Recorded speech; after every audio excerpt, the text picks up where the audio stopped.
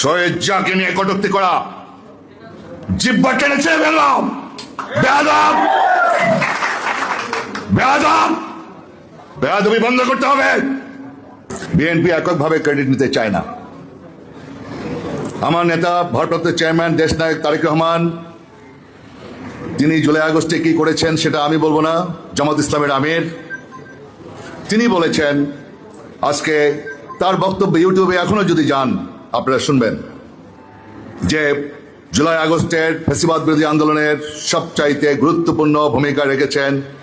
তাকে ধন্যবাদ জানাতে হবে, কৃতজ্ঞতা জানাতে হবে। তিনি হলো একমাত্র ভারপ্রাপ্ত চেয়ারম্যান বিএনপির জনাব তারেক রহমান।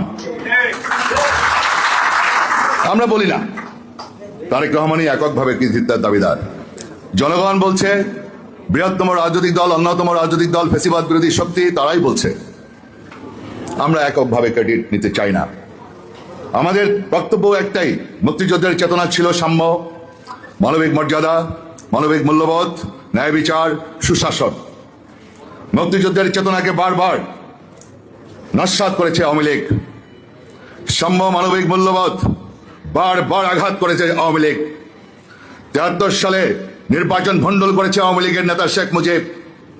ঢাকা বিশ্ববিদ্যালয়ে ব্যালট বাক্স ছিনতাই করেছে আওয়ামী লীগ। শেয়ার শিকদারকে বিচার বহির্ভূত হত্যাকাণ্ড শুরু করেছে আওয়ামী লীগ। এই আওয়ামী লীগ ফ্যাসিস্ট, স্বৈরাচার, ভোট চোর, ভোট ডাকাত, এটা নতুন কোনো ঘটনা নয়। বারবার গণতন্ত্রকে গলা টিপে হত্যা করেছে আওয়ামী লীগ।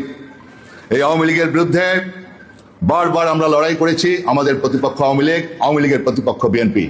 বাংলাদেশের সর্ববৃহত্তম রাজনৈতিক দল বাংলাদেশ জাতীয়তাবাদী দল, এটা সবাই জানে।